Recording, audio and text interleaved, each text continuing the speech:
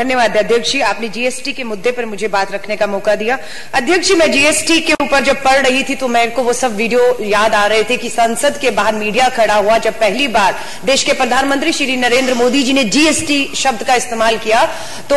ऐसा लग रहा था कि जैसे पहली बार कोई शब्द सुना है सभी ने, कि ये जो बहुत बड़े बदलाव की ओर अगर किसी ने ले जाने की सोच कही है तो किसी और की सोच नहीं, वो देश के प्रधानमंत्री श्री नरेंद्र मोदी जी की सोच है। और ये वही सांसद थे जो कम से कम 17 सालों तक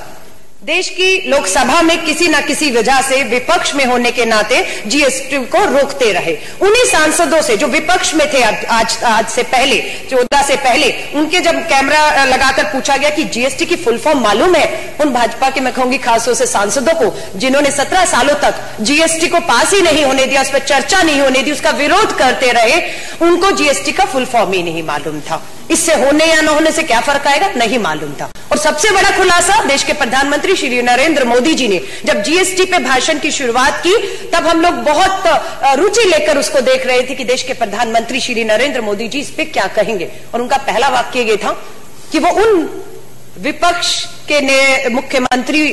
में शामिल थे, गुजरात के जब मुख्यमंत्री थे, जिन्होंने जीएसटी का पुरजोर विरोध किया, जिन्होंने इसको पास नहीं होने दिया। अगर आज तक किसी को दोषी माना जाए तो उन दोषियों में नरेंद्र मोदी जी सबसे आगे खड़े। उन्होंने कहा मैं बहुत बार कोशिश की, प्रणब मुखर्जी से मिला और उनसे समझने की कोशिश की जीएसटी को, उन्हें समझ नहीं आया। लेकिन उन्हें समझ कब आया, जब वो देश के प्रधानमंत्री बन गए और उन्हें देश को चलाने के लिए धन की जरूरत पड़ने लग गई, तो उन्हें समझ आ गया कि 17 साल पहले या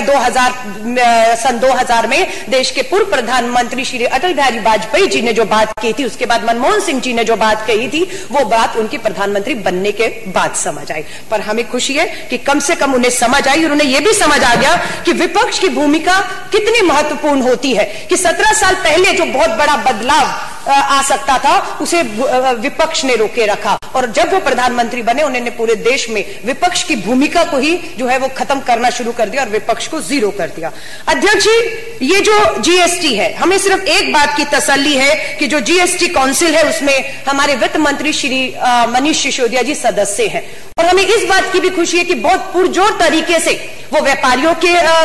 हितों की बात हो, छात्रों के हितों की बात हो, महिलाओं के हितों की बात हो, उन सबको जीएसटी काउंसिल में पूरी ताकत के साथ रख रहे हैं। इसलिए इस जीएसटी से हमें कुछ उम्मीद लग रही है, क्योंकि हमारे वित्त मंत्री पुरजोर तरीके से इस बात को रख रहे हैं। अध्यक्ष जी, मैं महिला हूं, इसलिए महिलाओं की जो सबसे बड़ी चिंता है, इन्होंने एक महिला का पूरा ग्रुप है, मेरी सहेली करके डॉक्टर सुरभि भी बहुत बड़ा एक आंदोलन चला रही हैं, मैं तारीफ करती हूं। और उन्होंने सब महिलाओं ने मिलकर लाल लगाम, क्योंकि सैनिटरी नैपकिन्स के ऊपर भी जो है वो 12% कर लगाने की बात कही गई है। मुझे नहीं मालूम कि हमारे जो जीएसटी काउंसिलर्स में कोई महिला भी है या नहीं है, लेकिन मुझे इस बात की तसल्ली है कि इस मुद्दे को, अगर जीएसटी काउंसिल में कोई सदस्य महिला नहीं है जिसने एक बार भी नहीं सोचा कि उस 5 दिन का खर्चा एक महिला के ऊपर 100 रुपया आता है, अगर वो गरीब है, उसकी एक बेटी है या 2 बेटियां हैं, तो उसको उन 5 दिनों का खर्चा जो है इस जीएसटी सैनिटरी नैपकिन्स पे लगाने के बाद उसके 5 दिन का खर्चा 200 से 300 रुपया हो जाएगा, जो मुझे लगता है किसी के लिए भी संभव नहीं है। मुझे खुशी है कि मनीष सिसोदिया जी, उप मुख्यमंत्री, वित्त मंत्री ने और हमारे मुख्यमंत्री मनीष सिसोदिया जी ने इन सबको जो यकीन दिलाया। लेकिन मैं देश के वित्त मंत्री जी से ये जरूर कहना चाहूंगी, आपने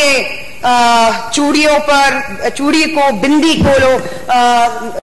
सिंदूर को जीएसटी से बाहर रखा है। मैं कहूंगी चूड़ियां आप रख लीजिए, लेकिन सैनिटरी नैपकिन आपके किसी काम का नहीं, उसे जीएसटी से बाहर कर दीजिए। हम महिलाएं आधी आबादी इसकी मांग उठाती हैं कि जो हमें चीज बाहर चाहिए वो आप हमें दे दीजिए और चूड़ियां आप बिल्कुल जीएसटी में आप रख लीजिए, उसे ले आइए। अध्यक्ष जी, छात्रों को लेकर कहूं तो हायर एजुकेशन, जहां पर हमारे जो शिक्षा मंत्री हैं, जिन्होंने दिल्ली के स्कूलों का जब रिजल्ट देखा तो आगे बच्चों को, अभी हमें पता लगा कि एक फॉर्म हमें दिया जा रहा है, विधायक अपने स्कूलों में जाकर जिन बच्चों ने 100% लिया है, हम लोग उनको जो है लोन, आगे की हायर एजुकेशन के लिए लोन तक दिल्ली सरकार देने की बात कर रही है, और 10 लाख रुपए तक का लोन। वही जीएसटी कहता है कि हायर एजुकेशन के लिए आपको जो है 80% जीएसटी के अंदर जो है वो हायर एजुकेशन के लिए और पे करना होगा। ये मुझे लगता है जो है बहुत बड़ा छात्रों के ऊपर एक बोझ होगा, खासतौर से जो शिक्षा को आगे निरंतर। अध्यक्ष जी, नेत्रहीन संगठन की मैं बात करना चाहूंगी। नेत्रहीन संगठन पूरा का पूरा वित्त मंत्री से भी मिला और बाकी मंत्रियों से भी मिला, प्रधानमंत्री जी से भी मिलने की कोशिश की गई, उन्हें समय नहीं मिला। मैंने जो सुना है, नेत्रहीन जो है उनके उपकरण जिसका वो इस्तेमाल पढ़ने लिखने में करते हैं, उन उपकरणों पर भी 18% का जो है वो वैट वो जो है जीएसटी लगाने की बात है। तो मेरा इस सदन के माध्यम से हमारे जीएसटी काउंसिल के सदस्य जो है आदरणीय मनीष सिसोदिया जी से निवेदन करूंगी कि नेत्रहीन संगठन की जो मांग है कि जीएसटी से नेत्रहीन के लिए जो उपकरण इस्तेमाल होते हैं उन्हें बाहर किया जाए, जो हायर एजुकेशन के ऊपर 18% लगाया जा रहा है उन्हें बाहर किया जाए, महिलाएं जो सबसे आधी आबादी का जो सबसे बड़ा कंसर्न है, मैं उसके लिए कहना चाहूंगी आप इस मुद्दे को जरूर जीएसटी काउंसिल में रखें और सैनिटरी नैपकिन को पूरी तरीके से जीएसटी से बाहर ले आए। अध्यक्ष जी, मैं सिर्फ इसके पीछे एक सबसे बड़ा कारण बता रही हूं। 88% girls use alternative like cloth, plastic, sand, newspaper. यही कारण है कि वो अफोर्ड नहीं कर पाते और जीएसटी लगने के बाद तो आप भूल ही जाएं कि वो हम उनको जो है इस तरफ प्रमोट करने की बात भी कर सकते हैं। मैं केरला की सरकार का भी तारीफ करती हूँ अध्यक्ष जी। केरला की सरकार ने जब ये पता लगा कि सैनिटरी नैपकिन के ऊपर जो है वो जीएसटी लगाया जा रहा है, उन्होंने शीट पैक करके एक मुहिम चलाई है केरला की सरकार ने, जिन्होंने 5 सालों तक सैनिटरी नैपकिन स्कूल की जो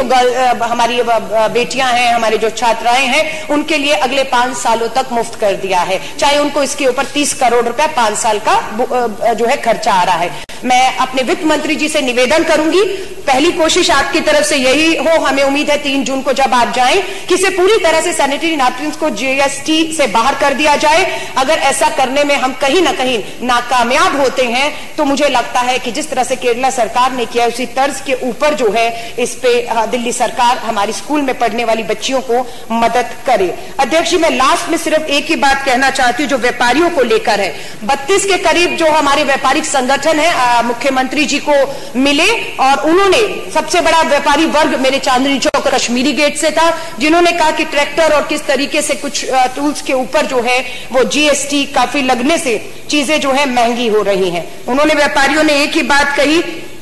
कि पहले उनकी कमर जो है वो नोटबंदी ने तोड़ी थी, रही खई कसर जो है वो जीएसटी पूरा कर रहा है। पहले पड़ी नोटबंदी की मार, अब की बार जीएसटी मार। तो मैं आपसे हाथ जोड़ के निवेदन करूंगी कि इस जीएसटी को हम एक बड़े बदलाव की तरह देख रहे हैं, हम एक सकारात्मक विपक्ष की तरह इस हाउस में चर्चा कर रहे हैं और हमें भी ये महसूस होता है जीएसटी समय की और देश की कर प्रणाली में एक बड़े बदलाव को लेकर एक बड़ी पहल है जिसका हम सब स्वागत करते हैं। पर जो चिंताएं हैं अध्यक्ष जी, मैं उम्मीद करती हूं उन चिंताओं को जो है वो जीएसटी काउंसिल की मीटिंग में पूरी तरह से रखा जाएगा और इन्हीं शुभकामनाओं के साथ आपका धन्यवाद कि आपने इस मुद्दे पर बोलने का मुझे अवसर दिया। जय बहुत बहुत